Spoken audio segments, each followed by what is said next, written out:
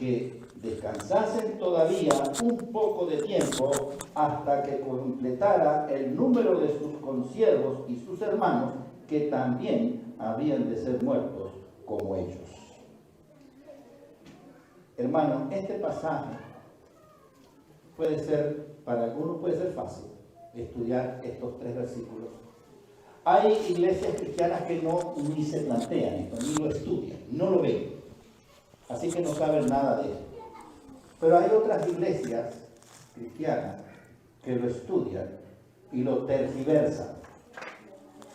Entonces, hoy, que es un tema bastante controversial y bastante difícil, vamos a tratar de verlo de una manera que se pueda entender y que sea fácil para ustedes. Pero antes de comenzar, quiero aclarar algo. Todos los acontecimientos que ocurren a medida que se abren los sellos, acuérdense que este es un libro que tiene 7 sellos. La vez anterior nosotros analizamos los 4 primeros sellos. Hoy estamos viendo el 5º sello. Así que faltan 2 sellos más todavía. Pero todos los acontecimientos que van ocurriendo a medida que se abren los sellos no representan el contenido del libro que tiene los 7 sellos. Eso les debe quedar bien claro. Como es lógico, antes de abrir el libro hay que ir abriendo los sellos. Y cada sello tiene su acontecimiento, que no es el contenido del libro. Si ustedes quieren saber el contenido del libro, les puedo leer aquí una cita que se encuentra en el tomo 9 de Manuscrito Release de Elena Goldwhite, página 7.2 y punto 3, que dice lo siguiente. Allí, en su mano abierta, y se está refiriendo al Padre, estaba el libro, el rollo de la historia de las providencias de Dios, la historia profética de las naciones y la iglesia. Aquí estaban contenidas las declaraciones divinas, su autoridad, sus mandamientos, sus leyes, todo el consejo simbólico del Eterno y la historia de todos los poderes gobernantes en las naciones. En lenguaje simbólico estaba contenido en ese rollo la influencia de cada nación, lengua y pueblo desde el comienzo de la historia de la tierra hasta el fin. Este rollo fue escrito por dentro y por fuera. Así que lo que vamos a ver hoy, que es el 5º sello, no refleja lo que acabo de leer. No es el contenido del libro, es el contenido del 5º sello. Y con la apertura del 5º sello de Apocalipsis, la historia nos traslada a las distintas épocas y a los distintos acontecimientos de horror, de engaños, de muerte, en los cuales se destacaba la supremacía eclesiástica. O sea, la iglesia reinante en esa época, en la Edad Media, la iglesia católica, que hoy conocemos como la iglesia católica, ahí ella tenía un superpoder, poder religioso y poder político.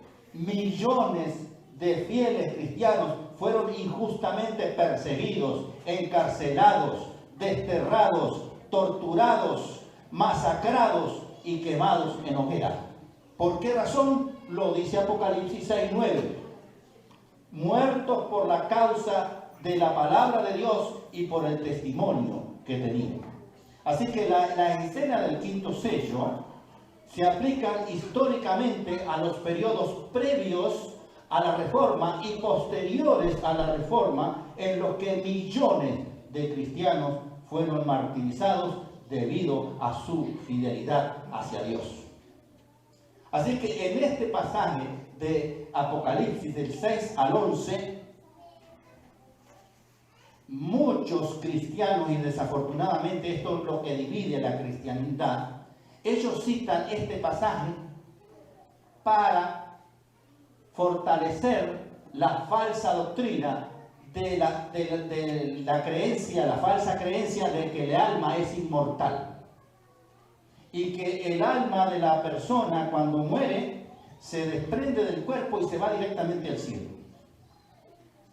Pero fíjese que no están leyendo de que estas almas están clamando y están pidiendo justicia a Dios. Así que si están en el cielo, como que no están disfrutando mucho, porque se supone que cuando una persona va al cielo, debe disfrutar de las glorias divinas. Pablo dice que cosa que ojo no vio, ni oído escuchó, ni ha subido al pensamiento, son las maravillas que Dios tiene preparado para los que aman a Cristo Jesús. Pero estas almas, supuestamente, si están vivas y están en el cielo, no están gozando de esas maravillas. Por lo tanto, nosotros tenemos que entender bien que en Apocalipsis, por excelencia, es un libro donde se utilizan muchos símbolos. Y no podemos interpretar un pasaje bíblico literalmente cuando es simbólico. Ese es el cuidado que nosotros tenemos que tener. Ahora, vamos a ver qué dice la Biblia de todo esto, porque no es lo que digo yo. ¿Qué dice la Biblia? ¿Cómo la Biblia define el alma? Y para eso vamos a ir a Génesis, capítulo 2, versículo 7. Y yo lo voy a leer en dos versiones. Aquí yo traje dos versiones bíblicas. La Reina Valera antigua, que posiblemente ustedes no la tengan a mano ahora, y Reina Valera 1960. Entonces, según la Reina Valera antigua, dice lo siguiente, y acá define lo que es el alma. Formó pues Jehová Dios al hombre del polvo de la tierra y alentó en su nariz soplo de vida. Y fue el hombre un alma viviente. ¿Ve? Así se define el alma. ¿El alma cómo se define entonces? Una forma física que Dios la crea a través del polvo de la tierra, que es el cuerpo, pero ese cuerpo solo no es el alma todavía. Dios tiene que insuflarle, tiene que soplarle en la nariz. Y escuche bien que este es otro punto también álgido, porque es soplo de vida, o también otras versiones dice espíritu de vida, que le sopla en la nariz. Aliento de vida. Vamos a ver esas cosas ahorita. Entonces, cuando se une ese cuerpo físico que está creado del polvo de la tierra, más el aliento de vida que Dios le da, el espíritu de vida que le da a ese cuerpo, entonces se transforma en un alma viviente. La versión 1960 de Reina Valera, en vez de decir alma viviente, dice un ser viviente. Así que usted es un ser humano, yo también soy un ser humano, entonces nosotros somos un alma viviente. Popularmente dice, fui a una reunión que me invitaron y no había ningún alma allí. ¿Qué está diciendo esa persona? Que no fue nadie a la reunión. No está diciendo que no habían fantasmas allá adentro, almas desencarnadas. No está diciendo eso, está diciendo que no habían personas, no asistieron a la reunión personas de carne y hueso como nosotros. Así que nosotros en vida somos un alma viviente. La palabra alma es la traducción al español, pero la original en hebreo es nefesh. ¿Han escuchado esa palabra? En hebreo es nefesh. Pero en griego, porque la Biblia fue escrita en hebreo y en griego es psige. Nefesh en hebreo, psige, empieza con una P, psige en griego, se traduce como alma al español. Y el alma viviente o el ser viviente se refiere a una persona en vida. Nosotros somos un alma viviente en este momento porque tenemos vida. O sea que Dios creó el alma o el ser viviente como la unión del polvo de la tierra más el aliento o el espíritu de vida. Es decir, que el alma es la unión de un cuerpo físico y el aliento o el espíritu de vida. Así que el alma, el nefesh o psige, como usted quiera mencionarlo, en hebreo o en griego, no es una entidad separada de nuestro cuerpo. El alma no es una entidad introducida por Dios en el interior del cuerpo. El alma no es una parte de la persona que se separa al morir. Cuando la persona se muere, no es. El alma es la persona misma, es la persona completa, es la persona con vida. Eso es un alma. Y lo más importante, el alma no es inmortal, porque la palabra lo dice claramente. Hay tres pasajes en lo que dice que el alma no es inmortal, es más bien mortal. Porque en Ezequiel 18, versículo 4 y versículo 20, dice claramente, el alma que pecare, ¿qué va a pasar? Esa morirá. Pero en Mateo 10, versículo 28, nos dice que nosotros debemos tener cuidado de aquel que puede destruir nuestro cuerpo y destruir nuestra alma. O sea que el alma no es inmortal, porque puede ser destruida, puede morir. Si nosotros vivimos y permanecemos en pecado, nosotros vamos a perecer por toda la eternidad. Pero si nosotros nos mantenemos fieles a Dios, vamos a vivir por toda la eternidad. Así que usted escoge de qué manera va a vivir. La palabra alma en la Biblia denota al ser humano completo y a la persona integral. En el idioma original, nefesh o psige, no hay nada que insinúe, ni siquiera remotamente, una entidad consciente que puede sobrevivir a la muerte del cuerpo o que sea inmortal. La Biblia nunca jamás emplea estos términos para referirse a un ser consciente capaz de existir aparte del cuerpo.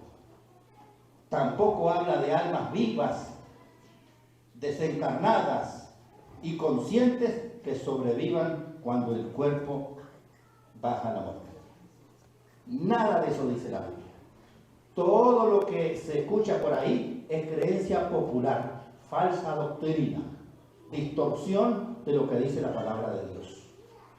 Así que les quede claro, el alma es la unión del cuerpo físico más el aliento o el espíritu de vida que Dios le da al hombre, de la manera que Dios lo creó. Y cuando se unen esas dos cosas, entonces la persona pasa a ser un ser viviente, un alma viviente. Ahora el espíritu, dice, bueno, pero es que se le puso un espíritu ahí. Y entonces la gente habla de espíritus desencarnados también. Y que hay muchos espíritus y cuantas cosas. También que como que el espíritu es un fantasma. Como que Dios le metió un espíritu por dentro de la nariz a la persona y nosotros adentro tenemos un espíritu invisible. No, Señor. Vamos ahora a analizar la palabra espíritu. En el original hebreo es la palabra ruach. Ruach. Por ejemplo, si yo digo Ruach HaKodesh, en hebreo estoy diciendo el Espíritu Santo. Pero el Ruach es espíritu.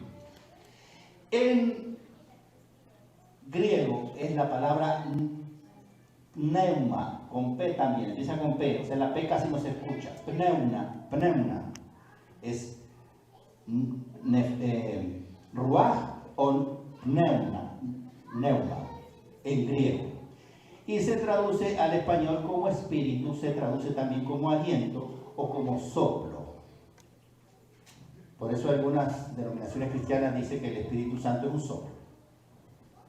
No, porque el Espíritu Santo se utiliza también, tiene otros usos, el Espíritu Santo. El Espíritu, perdón.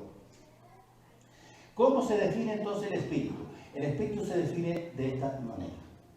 Es como una energía divina o principio de vida que Dios le insufló o le sopló en la nariz al hombre. Es como una energía, la cual le da al hombre la capacidad de respirar, pensar, hablar y de moverse. También se define como la chispa de energía vital proveniente de Dios, esencial para la existencia del hombre. Pero la palabra espíritu sí tiene otros usos, porque a veces uno dice, cuando una persona está enojada y dice, bueno, ¿qué espíritu de contienda tiene esta persona? ¿Ves? Se utiliza la palabra espíritu para mencionar características del carácter de la persona. ¿Ves? Pero, siendo en el sentido de aliento de vida, el ruaj o el pneuma de los hombres es igual al de los animales. ¿Sabían eso ustedes? El ruaj del hombre, el espíritu del hombre, es igual al de los animales.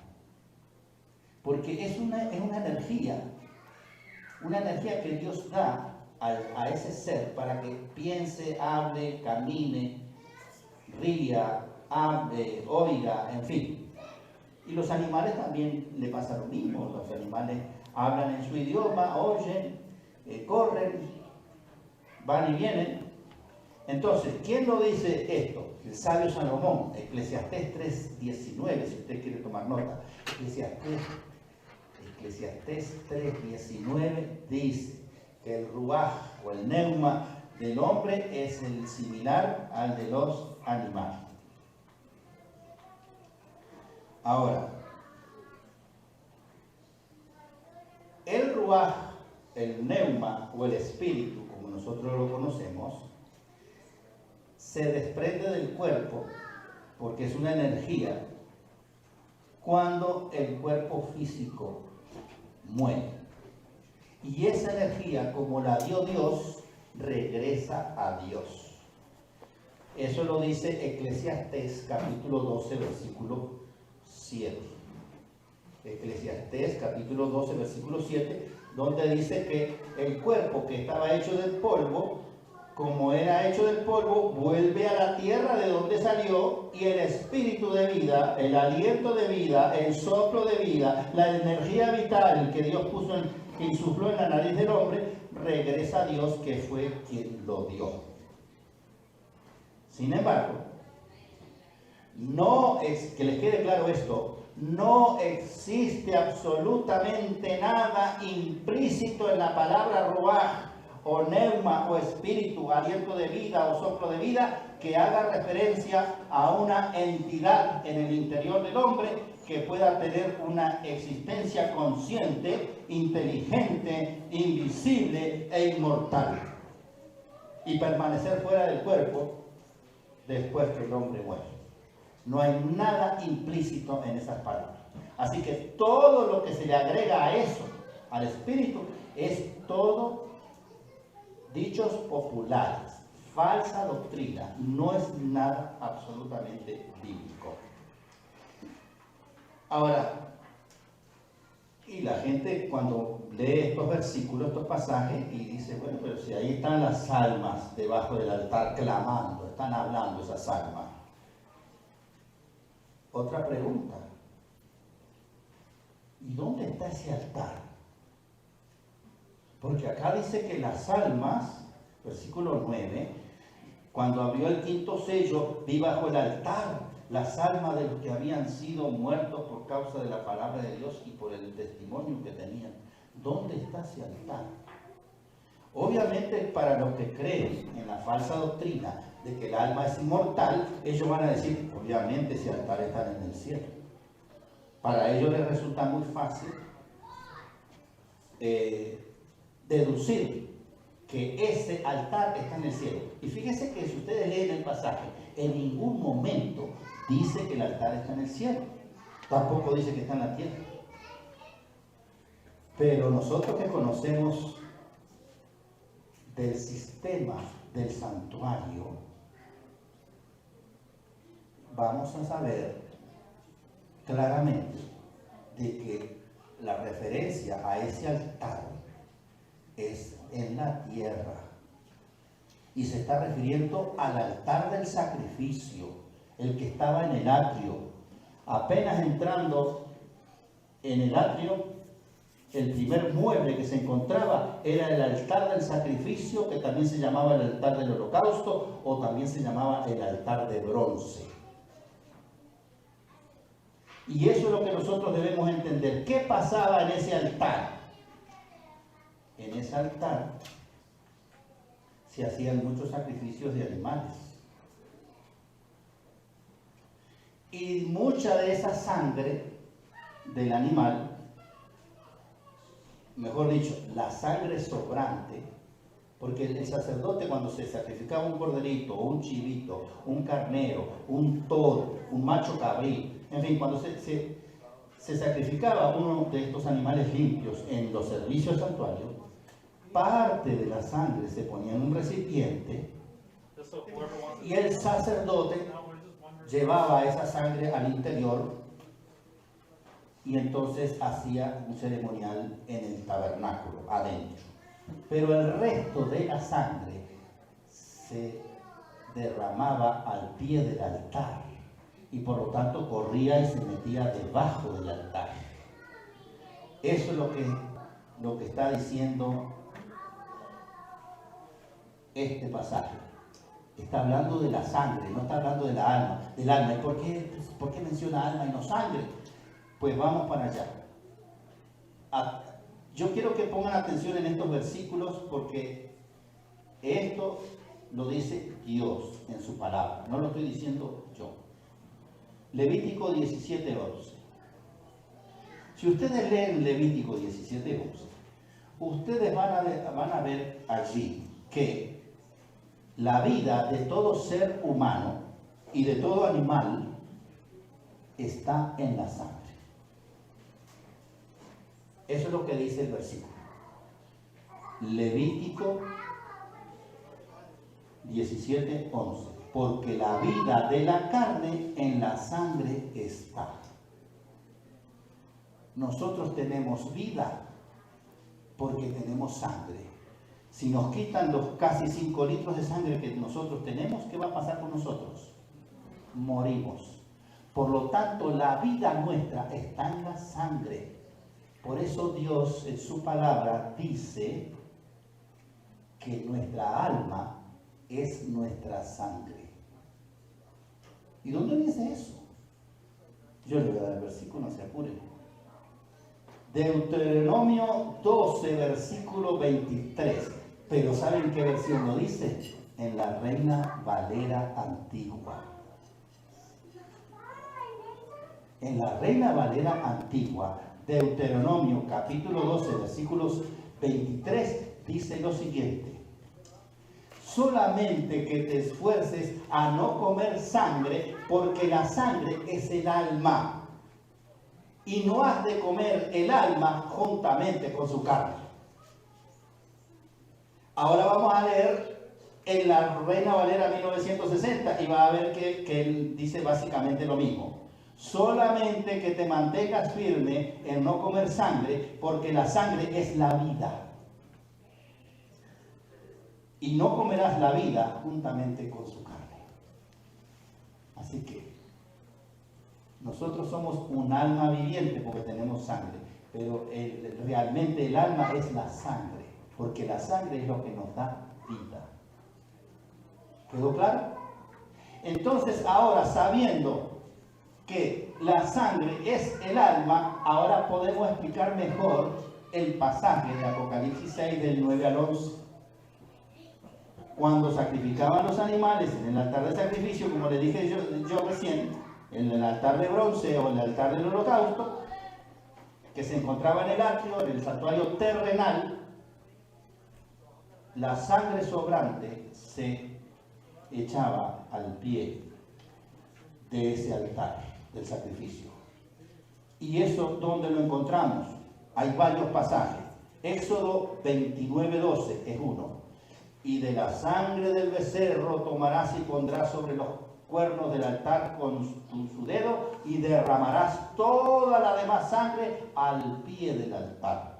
Luego vamos a Levítico y en Levítico 4 encontramos 5 versículos. El 7, el 18, el 25, el 30 y el 34. Todos dicen lo mismo. Similar. Y echarás el resto de la sangre del becerro al pie del altar del holocausto que está a la puerta del tabernáculo de reunión.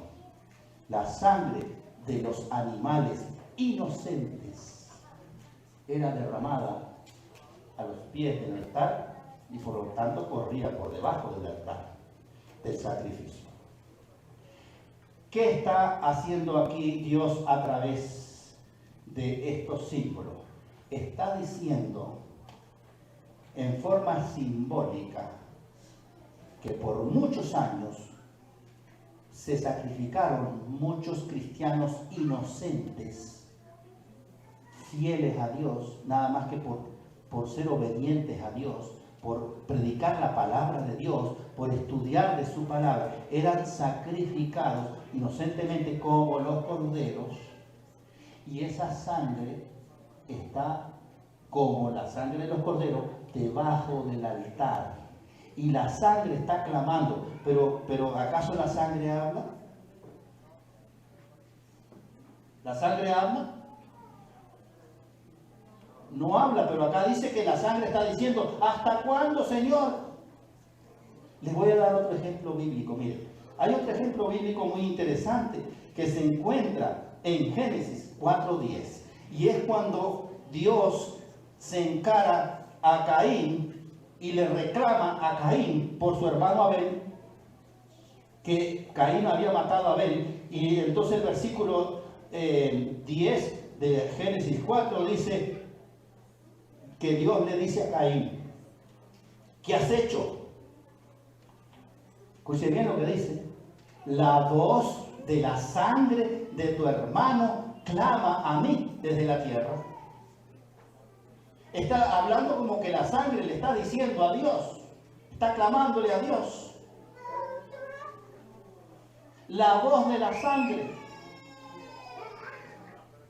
Hermanos y hermanas, la Biblia tiene muchos símbolos que hay que saberlo interpretar. Y sobre todo, por excelencia, el libro más simbólico de todo es Apocalipsis. Aquí es un símbolo. La sangre derramada no habla, pero cuando usted ve sangre derramada, inmediatamente ¿qué aparece en su mente, en su pensamiento? A ver, usted va por una autopista, no ve ningún carro retorcido y dado vuelta con las 4 ruedas para arriba, pero ve tremendo charco de sangre en la autopista. ¿Qué va a pensar usted? A ver, que hubo un tremendo accidente y alguien se murió porque ahí está toda la sangre derramada. La sangre está hablando ahí, está dando testimonio que hubo un crimen, o que hubo un accidente, o que hubo una muerte. Y una muerte difícil, una muerte complicada. Eso es lo que se está, en forma simbólica, Dios está hablando en términos del santuario. El santuario no es solamente allá en Éxodo, el santuario está en la vida del pueblo de Dios, desde Génesis hasta Apocalipsis. Y esto es una referencia al santuario. Entonces nosotros tenemos que entender este versículo a la luz del santuario. Además, otra cosa que es contundente: en el cielo no hay altar de sacrificio. El altar de sacrificio es en la tierra.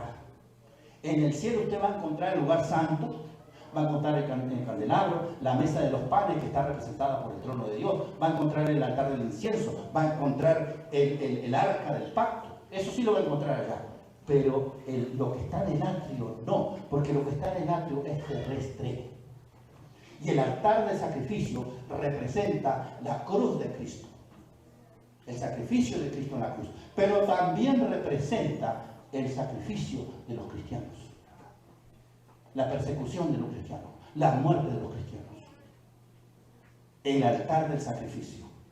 Por lo tanto, tenemos que entender esos símbolos. Así que no habla la sangre está dando testimonio que hubo una muerte. Y obviamente, cuando se interpreta estos versículos en forma literal, pareciera que sí, porque el versículo 11 también habla de que y se les dieron vestiduras blancas y se les dijo que descansasen todavía. ¿Ve? Como que aquí se está hablando con los muertos. No, lo que Dios está hablando aquí es, a través del profeta Juan, Él está diciendo lo que ha hecho y lo que va a hacer, pero de una manera simbólica. ¿Qué ha hecho el Señor? Dice que se les dio vestiduras blancas y se les dijo que descansase todavía un poco de tiempo. ¿Y cómo es el descanso del cristiano? ¿El descanso del cristiano es estar vivo en el cielo? No, es estar en el sueño de la muerte, está descansando, está en el sepulcro, para luego ser resucitado. ¿Cuándo va a ser resucitado? Cuando Cristo venga en majestad y gloria. Entonces se les dijo que descansase todavía un poco de tiempo hasta que se completara el número de sus consiervos y sus hermanos, que también habían de ser muertos como ellos. Dios está también aquí diciendo lo que hizo, lo que va a suceder, es decir, está dando una profecía y está diciendo qué es lo que va a hacer también. Así que todo el pasaje, los 3 versículos, se están expresando en forma simbólica. No se está hablando a los muertos, no se le está hablando a las almas que están debajo del altar, sino que Dios está declarando a través del profeta lo que ha hecho, lo que va a hacer. Dios tiene completo control. A Dios no se le pasa el que se haya perseguido y que se hayan muerto sus hijos en forma injusta. No se le pasa eso a Dios. Ni siquiera se cae un pajarillo, dice, sin el permiso del Señor. Dios tiene el control de todo lo que pasa. Así que estos muertos por la causa del Señor, el Señor les dio vestiduras blancas. ¿Y qué es darle las vestiduras blancas? ¿Qué significa las vestiduras blancas? Las vestiduras blancas representan la victoria en Cristo Jesús. Representa la justicia de Cristo Jesús. Representa un carácter transformado a la imagen y semejanza de Cristo Jesús.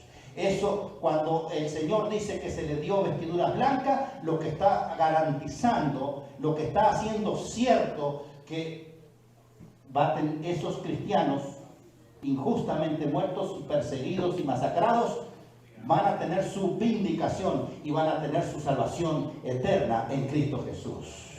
Así que es el don de Dios para los que aman a Dios, darle las vestiduras blancas. Es un regalo de Dios. Apocalipsis 3:5 lo dice. Al que venciere será vestido de vestiduras blancas y no borraré su nombre del libro de la vida y confesaré su nombre delante del Padre y delante de los ángeles. Así que dar las vestiduras blancas es el don de Dios, el regalo de Dios para aquellos que aman a Dios y perseveran en Dios. Luego se les dijo que tenían que descansar. El versículo lo dice así: hasta completar el número de sus hermanos que van a pasar una experiencia similar. Ahora, esta profecía no está diciendo, porque también es simbólico, no está diciendo que el Señor ya tiene por adelantado un número determinado de mártires. O sea que ese número se tiene que completar sí o sí. No está diciendo eso. Lo que está diciendo es que las persecuciones van a continuar y nosotros al día de hoy, en nuestra actualidad, nosotros vemos como muchos cristianos han sido muertos en países comunistas, por ejemplo en China y en países árabes los han matado. Esos son mártires actuales, pero cuando se desate la gran tribulación, cuando se ponga en vigencia la ley dominical y se confronte el falso día del Señor, el domingo, con el verdadero día del Señor, el Shabbat, el sábado, el séptimo día de la semana, van a haber mártires también. Y el Señor le está diciendo: descansa, quédate tranquilo, yo te estoy dando las vestiduras blancas. Pero cuando Cristo venga en majestad y gloria, todos esos mártires van a resucitar en la resurrección de los justos. Así que es una gran esperanza para nosotros, que no importa las tribulaciones que nosotros estemos pasando en nuestras vidas, los problemas que estemos sufriendo, la enfermedad que estemos padeciendo, no importa. Siempre que tú te mantengas en Cristo, de Cristo vas a ser revestido con sus vestiduras blancas. Y si te toca bajar, ser sorprendido por la muerte, no te preocupes, porque Cristo dijo, Juan 11:25, yo soy la resurrección y la vida. El que cree en mí, aunque esté muerto, vivirá. ¿Cuándo va a vivir? Cuando Cristo se manifieste en majestad y gloria. Así que este pasaje está diciéndonos a nosotros lo que pasó con los cristianos perseguidos, masacrados, quemados. El Señor nos está diciendo que va a haber algo similar en el futuro, porque la herida mortal de la bestia va a ser sanada.